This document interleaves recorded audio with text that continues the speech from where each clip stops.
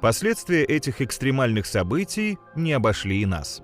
Первый раз Солнечную систему зацепило в 1979 году. Тогда два советских беспилотных космических аппарата Венера-11 и Венера-12 находились на гелиоцентрической орбите.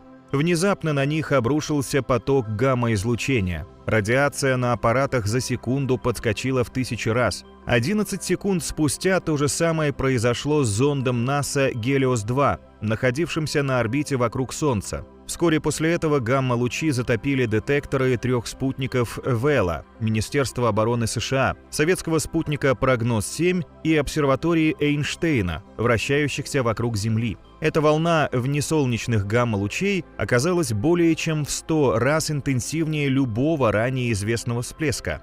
Направление источника соответствовало останкам звезды, которая стала сверхновой около 3000 года до нашей эры.